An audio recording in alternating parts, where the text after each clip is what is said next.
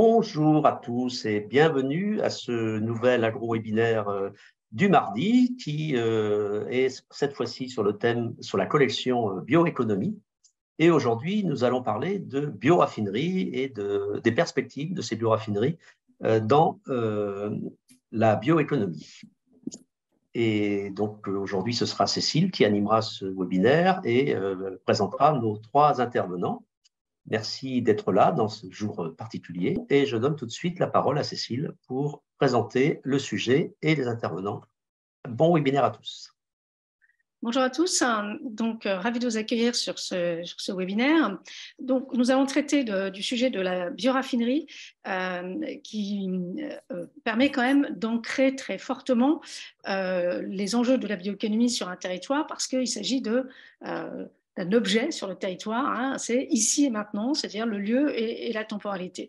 Et puis la bioraffinerie est également, on peut aussi la considérer comme un des éléments les plus structurants d'un système bioéconomique sur un territoire, parce que notamment, elle relie des acteurs extrêmement différents entre eux pour un projet d'économie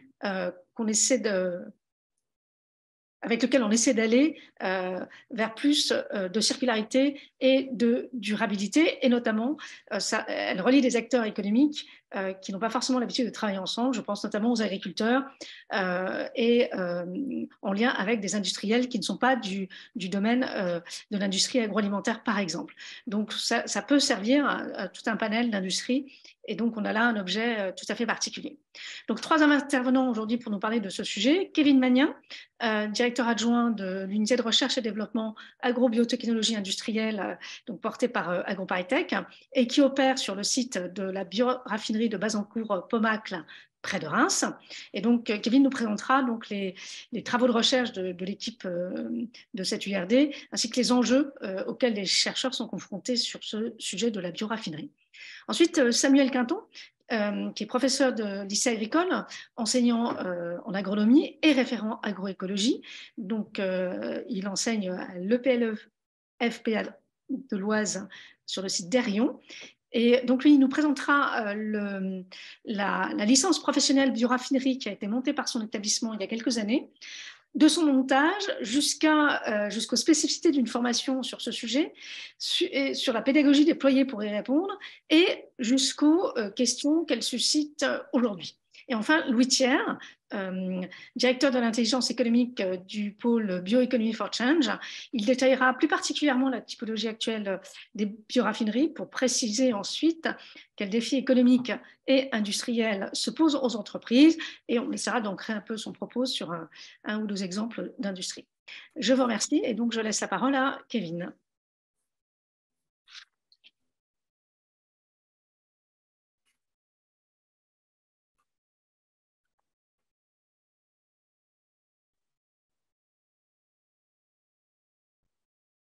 Vous voyez bien mon écran? Oui. Ouais. Il faut le mettre en mode diaporama. Tu le mets en mode diaporama. D'accord. Excusez-moi.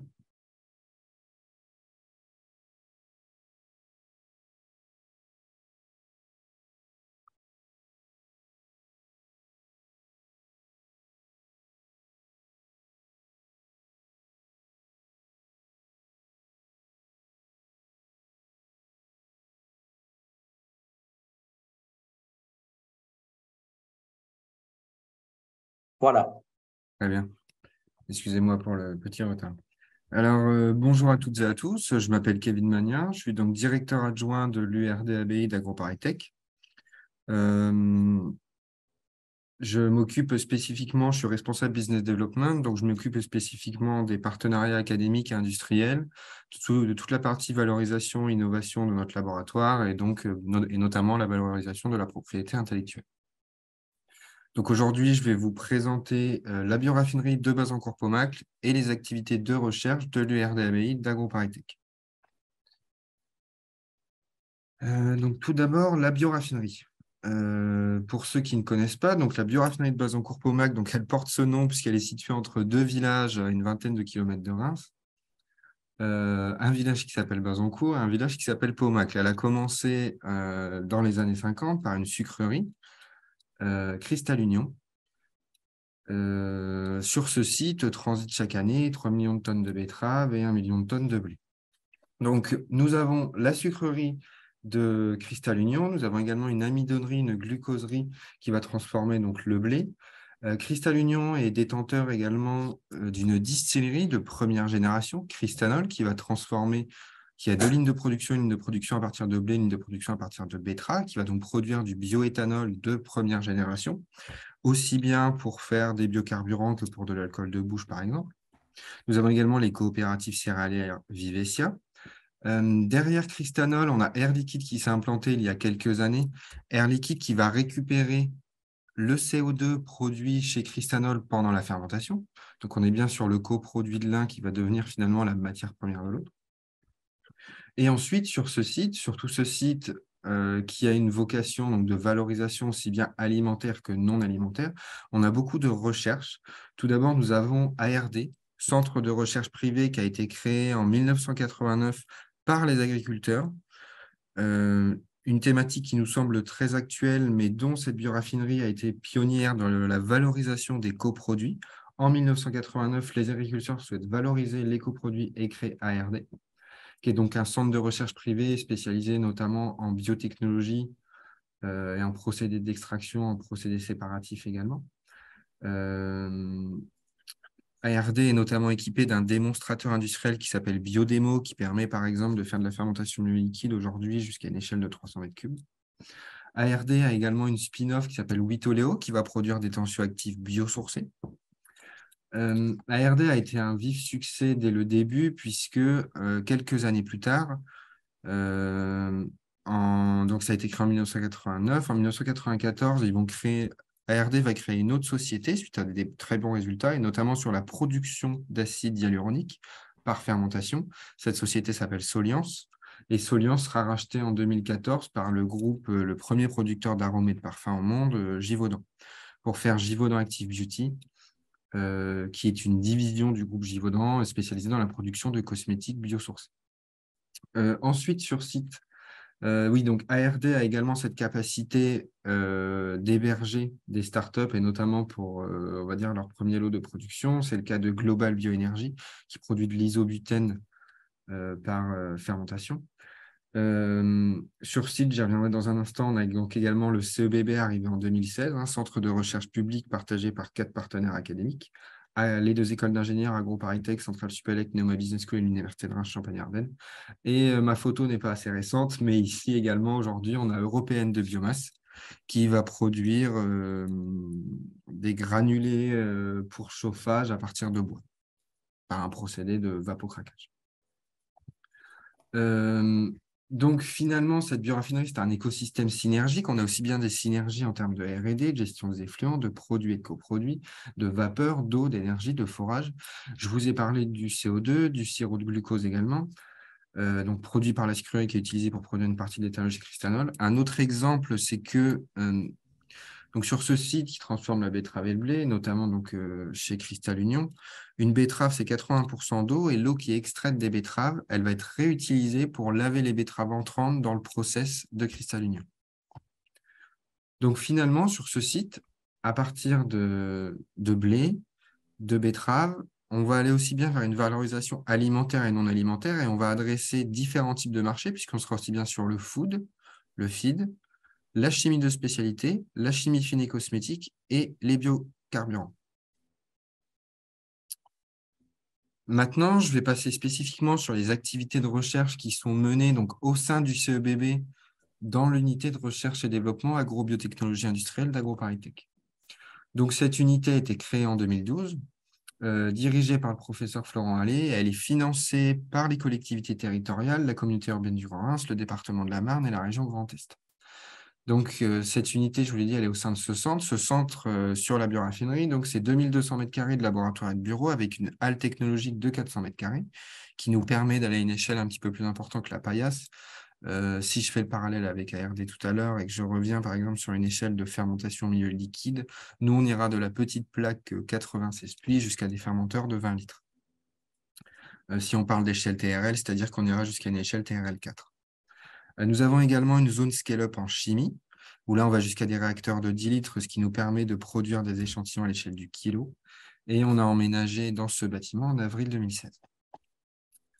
Les missions de l'URDABI qui nous ont été données par les collectivités locales et qui sont en accord également données par les écoles directement, et donc là, dans notre cas, par AgroParisTech, c'est d'identifier et de valoriser des agro-ressources et des fractions peu ou pas valorisées.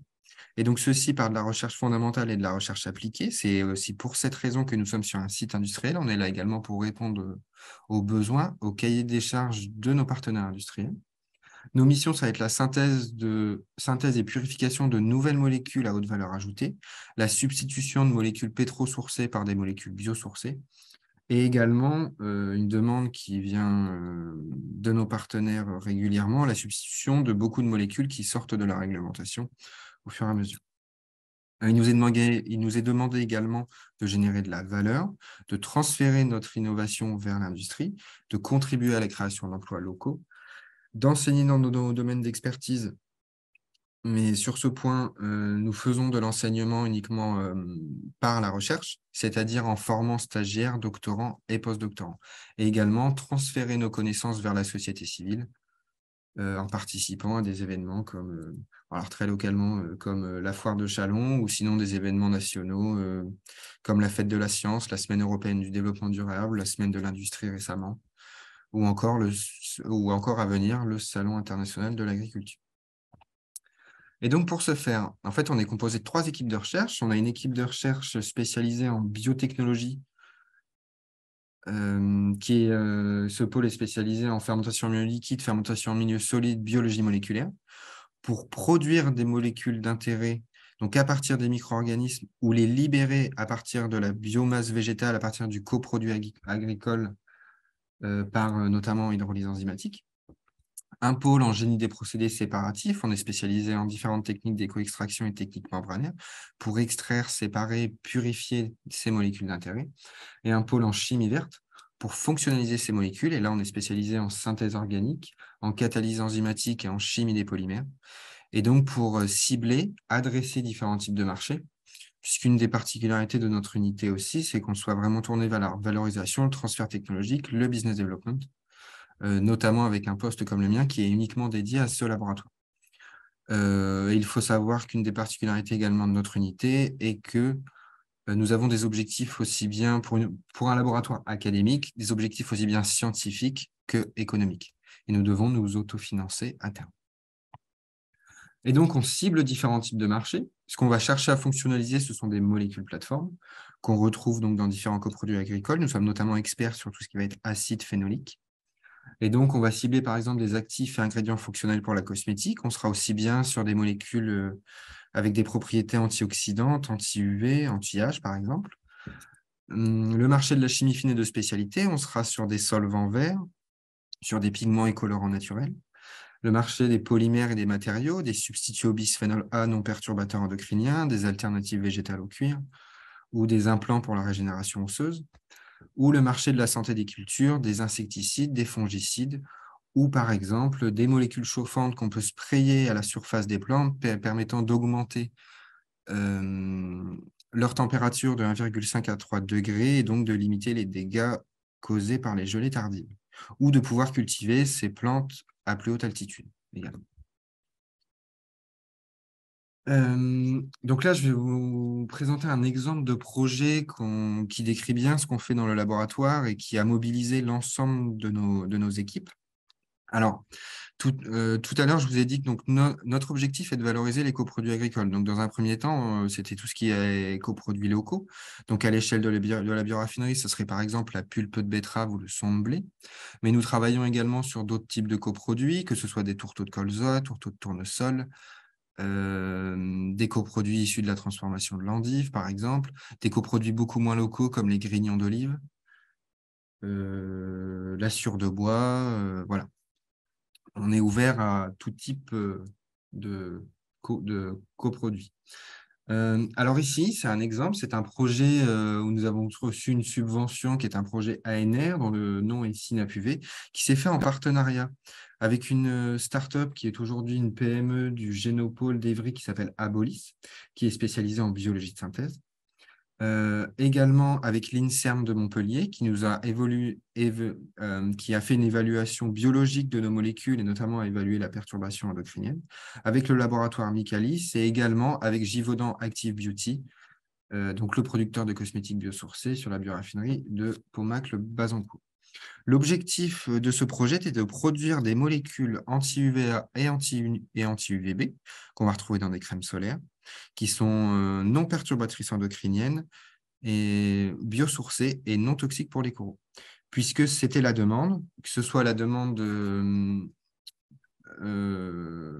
environnementalement parlant ou économiquement parlant, puisque comme vous le savez certainement tous aujourd'hui, les crèmes solaires sont toxiques, que ce soit pour la santé de l'homme ou pour la santé de l'environnement. Donc, dans le cadre de ce projet, Abolis transformait le micro-organisme, c'est-à-dire une levure, pour l'amener à produire en grande quantité un acide phénolique, l'acide synapique. Et nous, derrière, notre pôle mettait en œuvre en fait cette levure. Donc, notre pôle faisait de la fermentation en milieu liquide pour produire cet acide synapique. Ensuite, on avait notre pôle génie des procédés qui intervenait pour séparer, pour extraire, pour purifier cet acide synapique. Et il était transformé ensuite par notre pôle chimie verte, donc par des procédés verts, en synapoïl malate et dérivés. Et ces synapoïl malate et dérivés présentaient des propriétés anti-UVA, anti-UVB, donc finalement un écran total, pardon. Et ensuite, ces molécules étaient évaluées biologiquement par Givaudan Active Beauty, qui vérifiait, puisque certes, on vérifiait la non-perturbation endocrinienne, mais il pouvait y avoir d'autres types de génotoxicité, d'allergénicité, par exemple, et également la toxicité sur les coraux. Et au final, sur ce projet, nous sommes arrivés à des molécules qui étaient bien biosourcées, non perturbatrices endocriniennes, biodégradables, puisque nous avons prouvé qu'elles se dégradaient à 90% au bout de 28 jours, et également non toxiques donc, pour les coraux. Donc, nous avons mené ce projet. En parallèle de celui-ci, notre plateforme analytique avait pu identifier qu'on trouvait une grande quantité d'acide synapique dans un coproduit, le son de moutarde. Nous avons travaillé avec un moutardier local qui fait notamment la moutarde Clovis à Reims, qui a comme coproduit donc le son. Donc le son, toujours l'enveloppe qui entoure la graine de moutarde. Nous avons développé avec un autre partenaire industriel, dans le cadre d'une thèse, un procédé d'extraction que nous avons breveté d'acide synapique à partir de son de moutarde. Aujourd'hui, nous sommes en phase d'analyse technico-économique et environnementale pour savoir quel procédé sera le plus viable. Est-ce que ce sera le procédé de production d'acide synapique par biotechnologie ou le procédé d'extraction d'acide synapique par son de moutarde. Il faut savoir qu'en plus, je pense que vous l'avez tous vu passer, la filière de la moutarde a subi quand même une crise l'année dernière de par la sécheresse qu'il y a eu au Canada, puisque le Canada est le premier producteur de moutarde au monde. Donc, même la moutarde qui est produite chez nous, et notamment donc, la moutarde Clovis de Reims, vient de graines de moutarde, enfin, vient de moutarde qui viennent du Canada. Alors, Louis, pardon. Oui. Il nous reste, on est déjà à 13, on est même à 15 minutes. Ouais. Donc, voilà. Donc pour finir, je ne vous présenterai pas ce projet, mais on pourra en discuter. Et alors demain, en tout cas, selon mon avis, comment va fonctionner également la recherche, comment on va valoriser la recherche dans les années à venir. On le voit de plus en plus, notamment donc, au sein d'AgroParisTech, via notamment la création de startups, qu'elles soient en intrapreneuriat, c'est-à-dire par les personnels de recherche des laboratoires, mais également en entrepreneuriat. C'est le cas aujourd'hui, on a un de nos brevets sur un polymère à mémoire de forme qui est exploité par une startup qui s'appelle Alternative Innovation, qui va faire des alternatives végétales au cuir. Également via les formations et via des étudiants. Je sais qu'au sein d'AgroParisTech, il y a ce qu'on appelle l'itinéraire entrepreneuriat. On a de plus en plus d'étudiants qui veulent se tourner vers la création de startups. Et également, donc, au sein d'AgroParisTech, on a fait ce qu'on a appelé des espaces collaboratifs entre des chercheurs, des étudiants, des entrepreneurs, des InLab, qui nous permet d'accueillir, et nous avons notamment le Biotech InLab au sein de l'ERDAB d'AgroParisTech, au sein du CBB, qui va permettre d'accueillir des projets innovants dans le domaine de biotechnologie et de me donner une mise à disposition des équipements donc en biotech à de potentiels entrepreneurs, que ce soit en fermentation liquide, solide ou biologie moléculaire. C'est le cas par exemple de la startup Yesti qui va produire Louis, pardon, oui, Kevin, il va falloir je que… coupe, Oui, je coupe. voilà, merci. Bon, D'accord. excusez-moi. Non, je suis désolée, hein, c'est évidemment Merci. passionnant, mais merci, Kevin. Eh bien, on passe maintenant à Samuel pour la partie formation. Bonjour à toutes et à tous. Donc, je m'appelle Samuel Quinton. Je suis enseignant en agronomie dans un lycée agricole. Alors, un lycée agricole qui est dans l'Oise, dans un petit village qui s'appelle Herion, qui se trouve entre Beauvais, Compiègne et Creil. Et dans ce lycée, nous avons des formations qui sont dites formations initiales, c'est-à-dire qu'on forme des jeunes à des diplômes type bac professionnel, bac général et bac technologique. Nos formations sont plus habituellement tournées vers l'agriculture, mais au début des années 2010, on s'est tourné vers la création d'une licence pro, une licence professionnelle, bioraffinerie du végétal, donc qui est ouverte, qui est une formation en un an ouverte aux étudiants qui sont titulaires d'un bac+2. Alors, avant de présenter cette formation, je vais peut-être rappeler un petit peu le contexte de l'ouverture de cette formation. L'idée, c'était de répondre à des besoins de professionnels sur le secteur qui cherchaient en fait des cadres intermédiaires pour pouvoir s'insérer dans les bioraffineries qui devaient démarrer sur le secteur, alors qui ont parti démarrer, puisqu'il y a un pôle d'oléochimie sur Compiègne et qu'on cherchait ce genre de techniciens et on cherchait à avoir en fait des cadres qui étaient capables de comprendre les problématiques agricoles et les problématiques des industriels pour pouvoir assurer un petit peu le suivi de la transformation de la biomasse en coproduits et en produits valorisables dans l'industrie. Donc cette licence professionnelle aussi d'un point de vue stratégique pour notre établissement, c'était un moyen d'accéder au fameux bac+3, puisque vous n'êtes pas sans savoir que suite aux multiples réformes, on reconnaît maintenant plus au niveau européen le bac+2, mais le bac+3.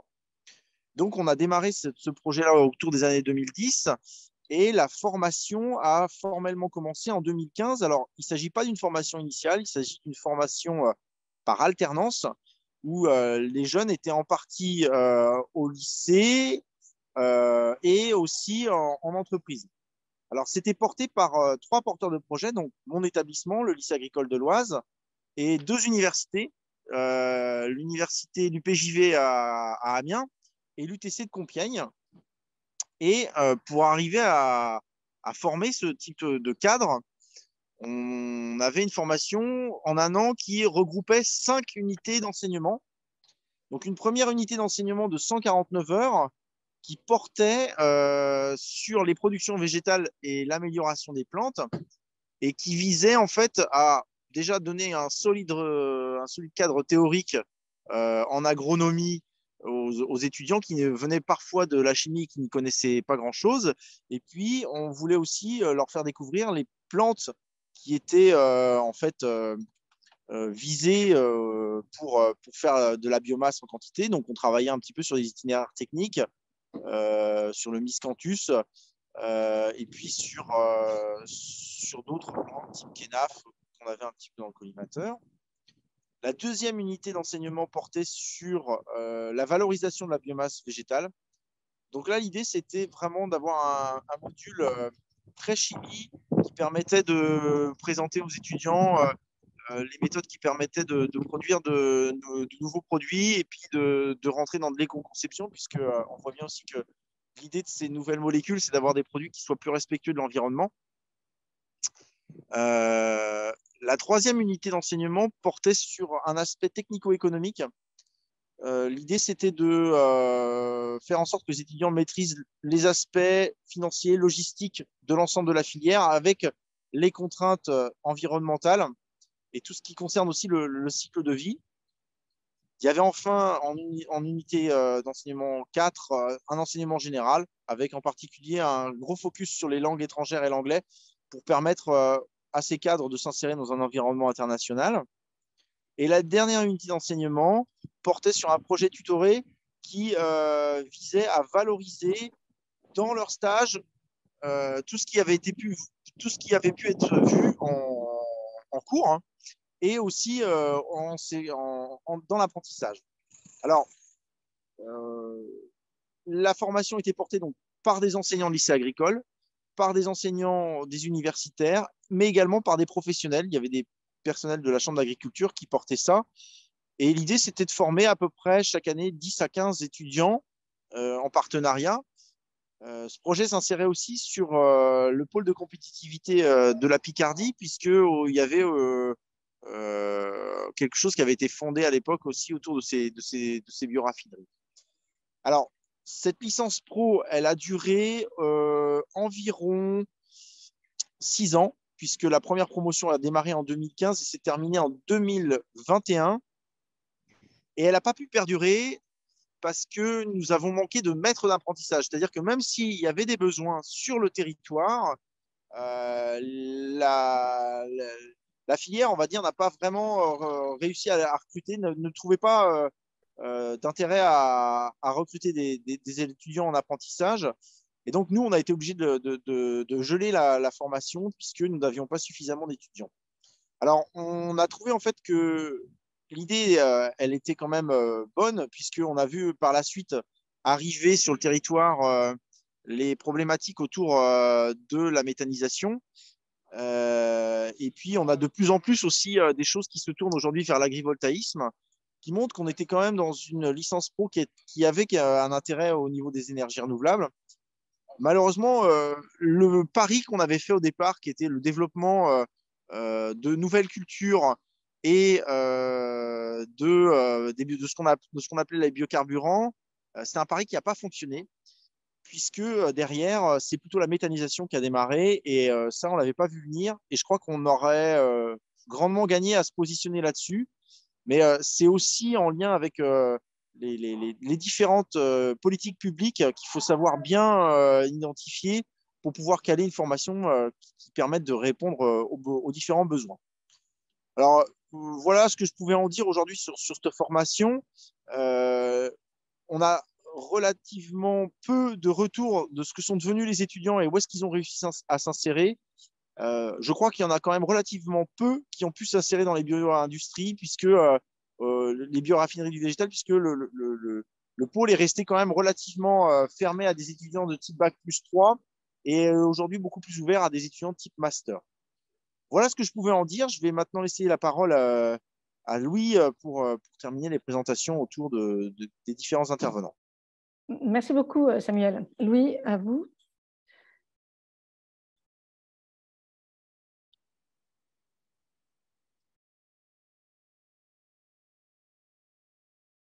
OK. Le son, votre son. Louis, votre son, et c'est bon.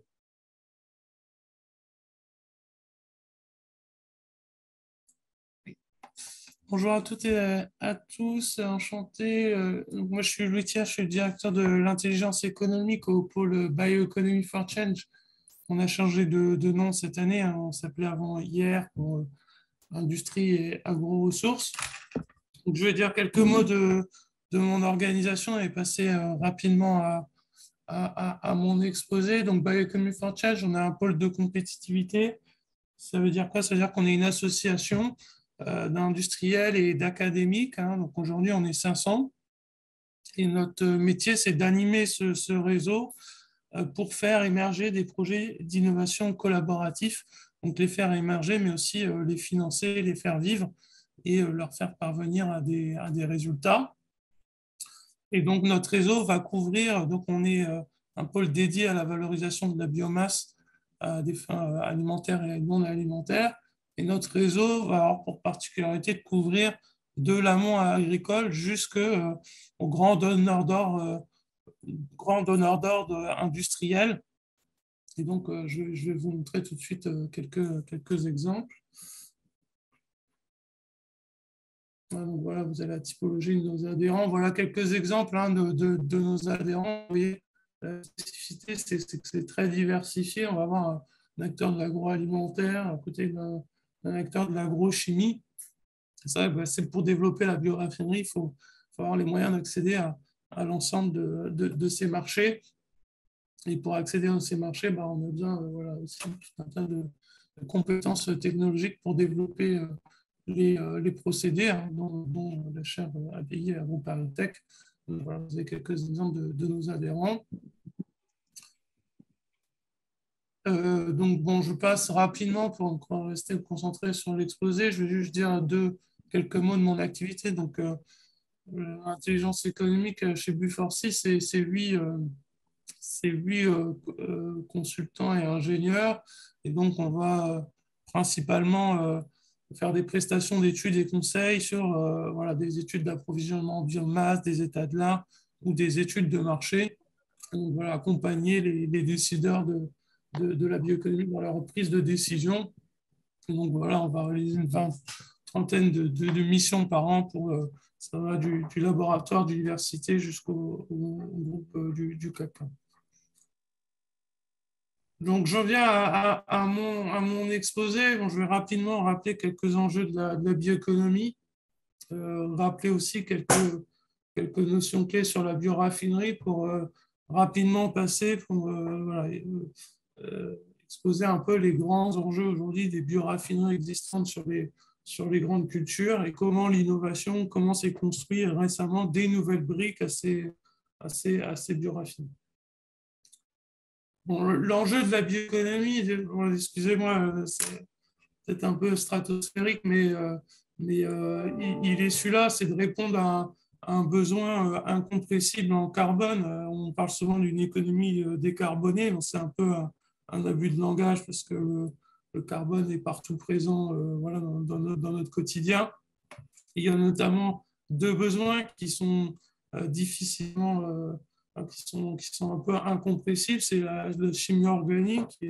Vous en avez partout autour de vous. Donc, on peut réduire les usages, mais quand même des besoins incompressibles. Et le transport lourd, qui est difficilement électrifiable pour des raisons de poids, de batterie, de puissance, etc. Et donc, quand on met ça bout à bout, on a 1,4 milliard de carbone. Il faut trouver une alternative à ce carbone fossile. Bon, il y a trois voies principales, très rapidement, de carbone alternative, source alternative de carbone. Il y a évidemment la réutilisation, le recyclage avec un enjeu de passer au recyclage chimique moins énergivore. Vous pouvez faire la capture du CO2 et faire de la chimie du CO2, vous pouvez essayer. Donc ça repose quand même sur du carbone fossile où vous avez le carbone renouvelable issu de la capture du CO2 par la photosynthèse pour faire des produits neutres en carbone. L'enjeu, évidemment, dans les prochaines années, c'est d'intégrer tout ça, tous ces cycles, de réutiliser au maximum, de recycler, de recadrer aussi le CO2 biogénique issu de la bioéconomie. Donc voilà, c'est de boucler ces trois boucles ensemble et d'intégrer ces différentes boucles. On vient à la bioraffinerie. La bioraffinerie, c'est une question de fraction. C'est le concept qui vient un peu juste après. Et on peut faire rapidement l'analogie avec le pétrole, parce qu'on dit souvent le pétrole, mais le pétrole, c'est différent. Donc déjà, il y a différentes qualités de pétrole et puis il y a différentes fractions de pétrole. Ça, c'est un enjeu quand même industriel. Toutes les raffineries de pétrole ne sont pas tout à fait pareilles. Et donc, de la même manière que dans le pétrole, on a différentes fractions qu'on doit séparer et qui vont déterminer différentes applications. Dans la biomasse, dans le carbone renouvelable, il y a aussi ces composés de fractions qui ont leur cohérence physico-chimique et l'outil industriel doit s'adapter à ça. L'analogie, elle n'est pas... il y a un parallèle aussi, il ne faut pas oublier deux notions. Le carbone fossile, c'est issu de la biomasse. Donc, ces fractions-là sont aussi issues de ces fractions-là. Et le carbone fossile n'est jamais que le déchet qui a perdu des fonctionnalités. Donc voilà, il ne faut pas oublier aussi que la pétrole, elle évolue constamment, elle s'adapte à ces marchés. la grande évolution, pour faire très rapidement aujourd'hui, de la pétrochimie, c'est ce qu'on appelle le crude to chemical, parce que les marchés de l'essence sont plutôt stables aujourd'hui, et ce qui fait tourner une raffinerie de pétrole, c'est la chimie. Donc on essaie d'orienter les process et d'orienter un maximum de fractions du pétrole vers la production d'intermédiaires chimiques. Donc rapidement, donc voilà, la bioraffinerie, hein, c'est un peu allouer de manière optimale les différentes fractions du carbone renouvelable de manière plus intéressante, de manière économique, en fonction de la demande, et aujourd'hui, en prenant en compte des aspects environnementaux. Une des exemples de bioraffinerie, c'est l'huilerie, en France, principalement pour le colza et le tournesol. L'huilerie, la grande tendance qui a fait évoluer ces dernières années, c'est un peu ce qui a développé l'huilerie, c'est beaucoup les réglementations. On a parlé sur les biocarburants, sur le biodiesel, puis un peu le stop qui a été mis sur ces réglementations. Donc voilà, et les acteurs ont donc cherché à valoriser d'autres fractions que l'huile. Alors le concept, la version un peu la plus radicale, c'est l'exemple d'Avril en région Normandie, où ils ont complètement changé le process de l'huilerie en faisant de la trituration à froid pour préserver la qualité de la protéine dans le tourteau et pour pouvoir valoriser le tourteau en protéines humaines. Donc là, on a un peu un shift dans la bioraffinerie entre le produit et le coproduit, voilà, qui est le croisement entre une réglementation changeante sur les biocarburants qui rend un peu caduque la vie industrielle, et puis une opportunité de marché qui s'ouvre sur les protéines végétales avec les alternatives végétales, etc., qui se développent. Et bien sûr, là-dedans, il faut mettre un process en place pour extraire la protéine de colza, faire un isolat. Donc, c'est multifactoriel. D'autres exemples vont être sur la valorisation de coproduits. Par exemple, les chitines de colza, qui sont un coproduit issu de on extrait de certains coproduits de raffinage des huiles. Hein. Voilà, hein, vous en avez dans le Nutella, vos plaquettes de chocolat, hein, des léchitines. Normalement, c'est des léchitines de soja. Et là aussi, opportunité de marché. On cherche des alternatives aux léchitines de soja. Donc, on développe les léchitines de colza. Et Avril a investi en aval de la chaîne de valeur sur des acteurs leaders sur ce type d'ingrédients. Et sur les biocarburants, on se diversifie aussi. On va sur, par exemple, le marché du transport lourd avec le développement du B100. Alors, je ne sais pas, vous me dites, hein, quand il faut passer aux questions, parce qu'après, je fais des exemples de raffinerie, c'est toujours un peu le même principe. Hein, la sucrerie, il y a plein d'évolutions, notables, des quotas, etc., également les réglementations sur les biocarburants, mais on peut parler, par exemple, de l'impact des coûts. Alors, toutes ces bioraffineries sont soumises à la hausse des coûts d'énergie, mais par exemple, pour la sucrerie, ce qui va être sensible, c'est la valorisation des pulpes de betterave qui génèrent, en Europe, c'est plusieurs millions de tonnes, qui sont valorisées dans l'alimentation animale, mais ça nécessite d'être surpressé, séché, pour être valorisé dans un rayon logistique, pour ne pas transporter des produits humides et de l'eau. Mais voilà, les coûts énergétiques, les taxations carbone, etc., font que ça sera de moins en moins intéressant de sécher les pulpes. Là, vous avez un exemple donc un sucrier néerlandais, Kossen. Voilà, sa stratégie un peu R&D pour trouver de nouvelles applications de pulpe, donc un fractionnement de la pulpe en différents produits chimiques, valorisation des fans. Voilà, il y a d'autres sujets aussi sur d'autres fractions de la sucrerie. On va retrouver à chaque fois un peu les évolutions sur la midonnerie. On va avoir assisté plutôt à une réduction des marchés agroalimentaires sur les sirops de glucose, par exemple. Enfin, voilà. Les bioraffineries, c'est en évolution constante. On en voit des nouvelles émerger avec, par exemple, les chanvrières. Et donc, en France, on est un peu champion du monde du chanvre. Là, voilà, quand il y a des bonnes idées, on n'est pas tout seul. Et on peut voir que d'autres pays dans le monde s'intéressent au chanvre avec des annonces plus que conséquentes. Hein, la Chine, le plan quinquennal chinois, c'est 1 million d'hectares de chanvre. Hein. Voilà, c'est sérieux. bioraffinerie du bois. Là, c'est un exemple, c'est un peu Back to the Future, parce que, vous savez, pendant 100 ans, il y avait une usine dans le sud-ouest de la France qui faisait de la chimie du bois, et le dernier propriétaire, c'était Arkema, ça a fermé en 2002. Voilà, aujourd'hui, on raccompagne ce genre de projet. Et le bois a été une source de produits chimiques encore pendant très, très longtemps sur certains produits. Louis, je pense qu'il va falloir qu'on termine l'intervention, parce il est déjà un peu plus de je vais juste conclure, voilà, ouais. Que nous, voilà, Bioeconomy for Change, donc on est un cluster, un réseau diversifié à la fois en termes de technologie, de débouchés de marché et de biomasse, et qu'on a été conçu justement pour accompagner l'évolution de ces bioraffineries.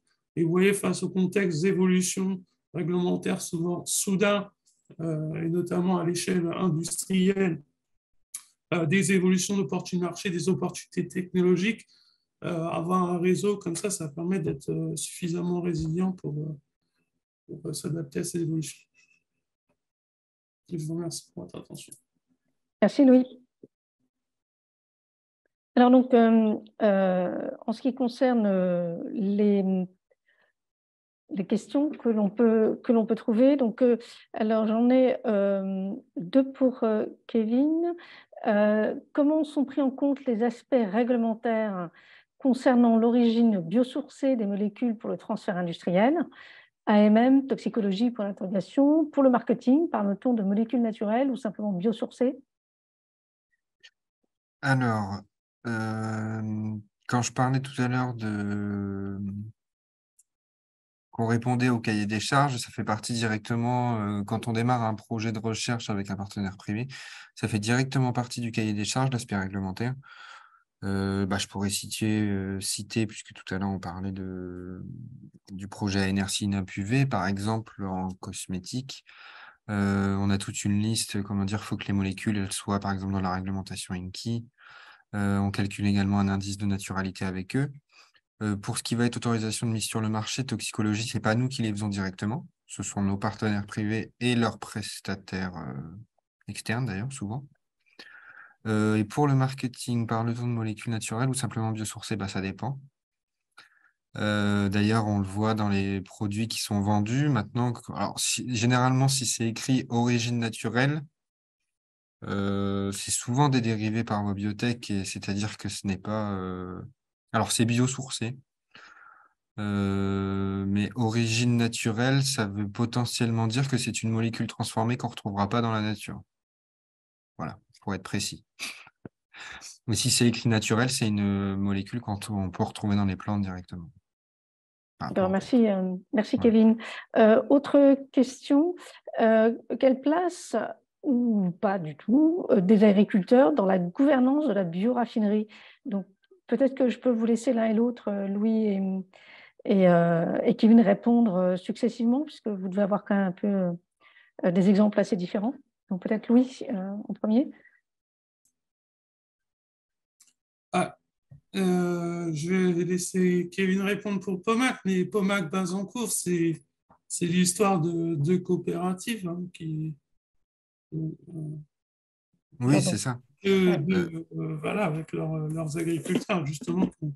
Et justement, deux coopératives qui avaient des agriculteurs en commun, céréales et betteraves, Kevin maîtrise mieux l'histoire que moi. Pas sûr que je la maîtrise mieux. Je sais que tu as fait une présentation il n'y a pas longtemps, d'ailleurs. Il me semble que tu avais présenté la bioraffinerie au COS bioéconomie, non? Oui, oui. Très bien. En tout cas, on vous laisse répondre. Peut-être, Cécile, la question sous-jacente qu'on pose souvent, c'est, parce que moi, je suis un peu gêné quand je présente ça, c'est quel est le gain pour les agriculteurs, quoi. Bon, après, moi, par faire l'économie et le fait que tout ça, ça repose sur une matière première pas chère, quoi, hein. Après, quand même, l'évolution des bioraffineries, ça permet de maintenir ces outils industriels en place. Et c'est quand même des débouchés très importants pour l'agriculture, la midonnerie, la sucrerie, voilà, on parlait de la meunerie, etc. Donc, ça permet peut-être pas d'améliorer le revenu, mais ça permet de maintenir un débouché.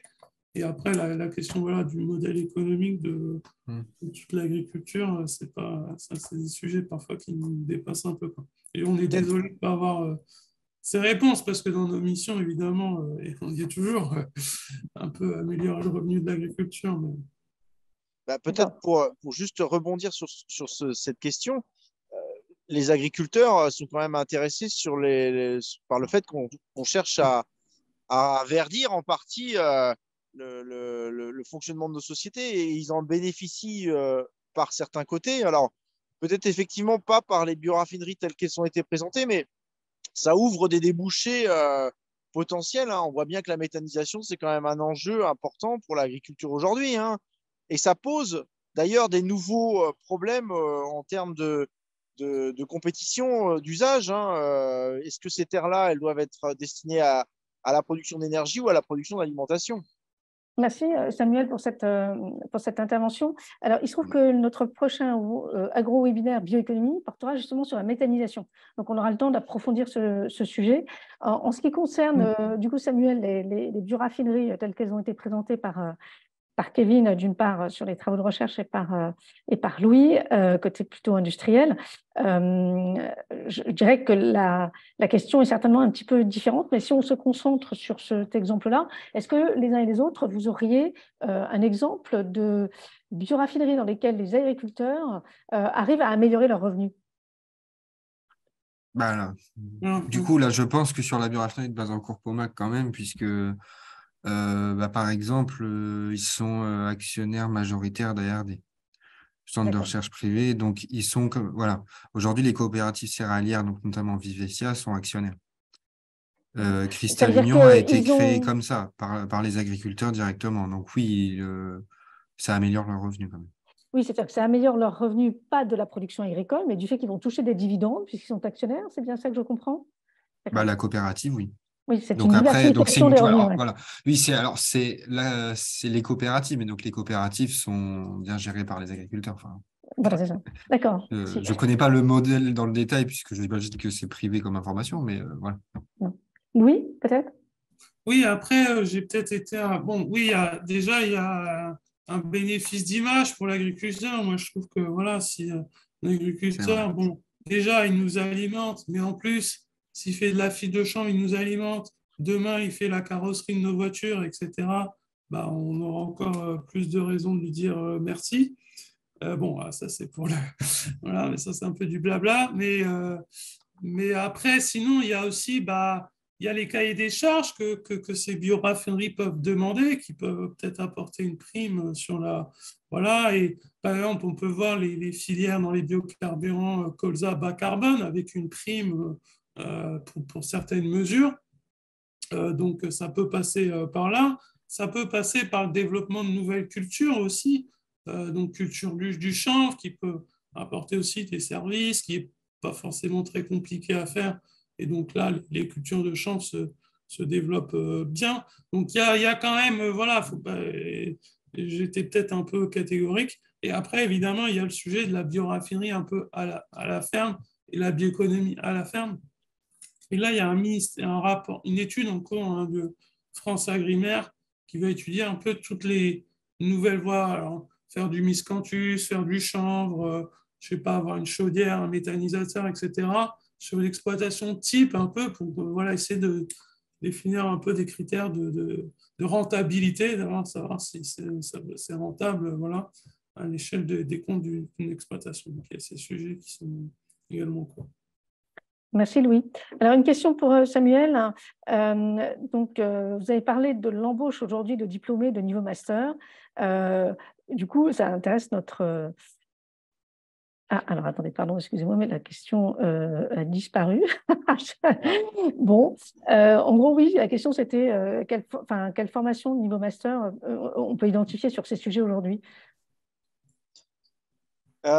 Je ne crois pas qu'elles soient spécifiques et qu'elles existent en tant que telles, mais les formations, elles sont souvent faites dans les écoles d'ingénieurs avec des étudiants qui vont travailler soit en recherche, soit après avec leur stage 6 mois au bout de la 5e année, quoi. Mais je ne crois pas aujourd'hui connaître, moi, de spécialité autour de la bioraffinerie à niveau master ou à niveau bac+5. Merci. Alors, autre question pour Kevin.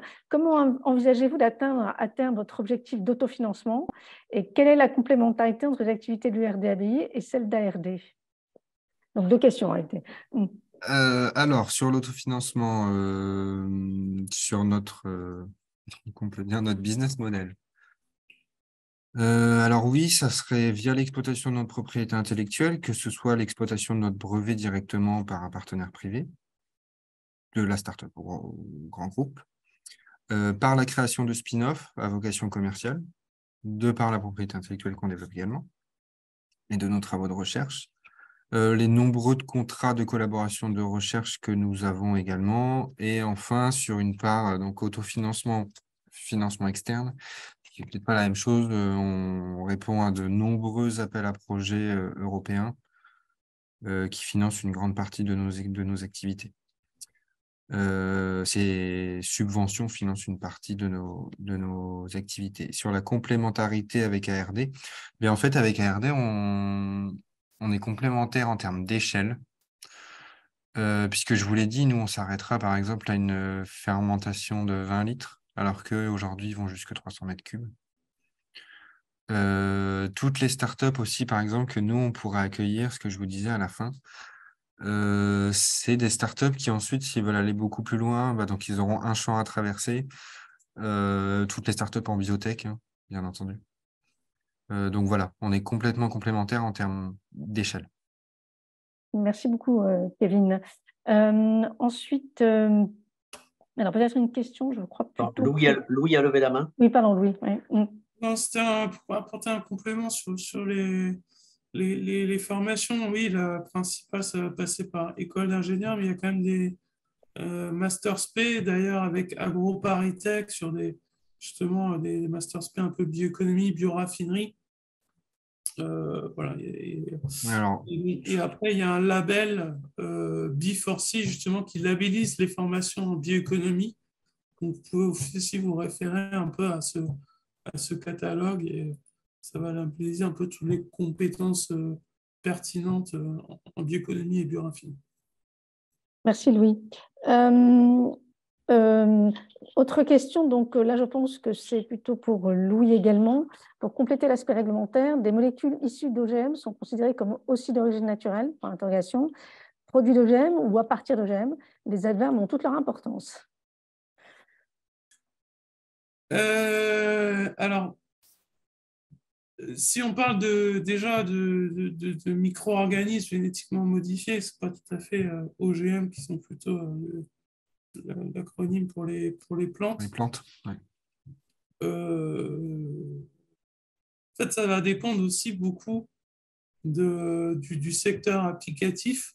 Donc, il y a beaucoup dans l'étiquetage, beaucoup de subtilité en fonction du secteur applicatif. Mais la règle, c'est que si vous n'avez pas de résidus OGM, vous pouvez le mettre sur le marché. Enfin, de toute façon, il y a ça dépend vraiment tellement de secteurs. Enfin, si vous êtes dans le food, si c'est une nouvelle molécule, de toute façon, vous êtes nouvelle food. Si ça vient d'un micro-organisme OGM, ça va compliquer quand même le dossier nouvelle food. Donc, il y a vraiment beaucoup de subtilité en fonction des marchés, mais ça, on accompagne régulièrement les acteurs à comprendre ça et à positionner leurs produits en fonction des différentes réglementations. Mais c'est, on va dire, la grande chance de la biotech industrielle, au final, que ces produits ne soient pas considérés comme OGM. Donc voilà.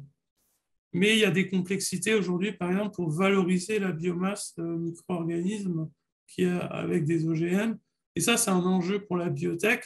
Vous voyez, parce que quand on fait de la biotech, il y a beaucoup d'énergie qui va dans la croissance du micro-organisme.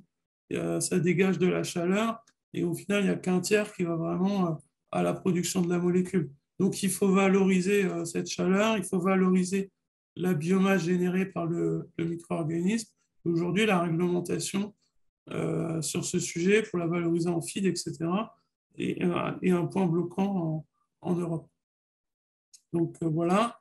Et après, est-ce que, la question c'est, est-ce qu'on retrouve des traces d'OGM dans le food? Voilà, bah, il y a des fois des publications sur les gènes de résistance aux antibiotiques qu'on met dans. Enfin, certains, voilà, c'est une stratégie classique en biotech, moins en moins utilisée, mais on peut retrouver des gènes de résistance aux antibiotiques qui viennent de ces process. Rares, mais il y a des publications qui l'ont déjà démontré. Voilà, un sujet complexe. Merci Louis. Une question pour Samuel. Donc, concernant la licence pro, y a-t-il plus de candidats que de places au moment où enfin, sur les années où elle a fonctionné? Et par ailleurs, autre sujet, donc, quelle était l'importance des stages dans la formation? Alors, il y avait, je dirais, effectivement, peut-être plus de candidats que de places initialement. Et ce qui faisait la sélection, c'était le fait d'avoir trouvé ou pas un maître d'apprentissage. Et on avait beaucoup de jeunes en fait qui arrivaient, on remplissait et ils partaient au fur et à mesure de la licence pro. Et enfin, la place des stages, c'était en alternance. Donc ça veut dire que c'était en gros sur un an, ils avaient 6 mois à faire en stage et 6 mois à faire en cours à peu près. D'accord. Et moi, je vais peut-être pousser juste un peu plus la question, donc encore 3 minutes. Il y a une question qui a été mise dans le chat. Monsieur Boulanger, là, qui m'alertait. En fait, Monsieur Boulanger, vous avez oublié de la mettre dans le, oui, parce que alors, moi, dans le QR. Et donc, la question, c'est à propos de la méthanisation, n'y a-t-il pas des abus quand certains ne s'occupent plus que de cela? Mais bon, tu as dit, Cécile, qu'effectivement, on allait aborder la méthanisation dans un des webinaires de mars. Donc, revenez pour poser cette question. Mais bon, s'il y a quelqu'un qui peut répondre déjà à Richard sur cette question-là, l'abus de méthanisation, mais vous n'êtes pas directement spécialisé sur la méthanisation. Ce qu'on voit, c'est clairement que la méthanisation pose beaucoup de problèmes de production. En fait, justement, elle va prendre aussi un certain nombre de produits qui pourraient intéresser les bioraffineries, notamment les pulpes, puisque c'est utilisé aussi dans les méthaniseurs. Donc, on va avoir une compétition là-dessus. Il y a l'utilisation des sols aussi qui va commencer à être un peu plus compliquée, puisqu'on est sur des rotations où on a 3 cultures sur 2 ans avec les fameuses cives. On va avoir des compétitions sur l'eau. Et derrière, on voit aussi que pour répondre aux enjeux de production alimentaire, ça complique beaucoup les choses. Mais le marché de l'énergie est un marché aujourd'hui qui est très porteur et sur lequel les agriculteurs essaient de se positionner. Merci beaucoup. Et donc, moi, je terminerai par la question liée à la question des stages. C'est, au fond, si vous pouviez nous donner quelques précisions sur quels étaient les critères d'embauche en apprenti ou pour le départ en stage. Est-ce que vous donniez un cadre pour être sûr que l'étudiant était bien sur les sujets de bioraffinerie, non pas sur des sujets annexes, par exemple?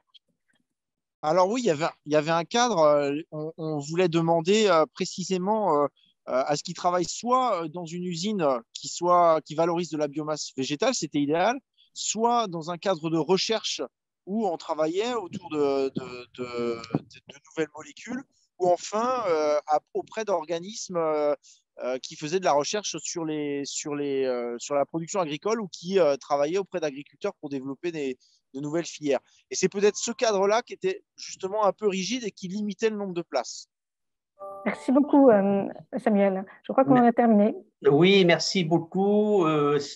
Donc, effectivement, il est 14 h, donc on arrête comme d'habitude. Et sachez qu'on fait une pause pendant les vacances d'hiver et on reprend le 7 mars. Et on abordera dans la thématique biodiversité, le 7 mars, les technologies numériques au service de la biodiversité. Je vous remercie et merci à tous les 4 pour vos interventions et à une prochaine fois. Au revoir.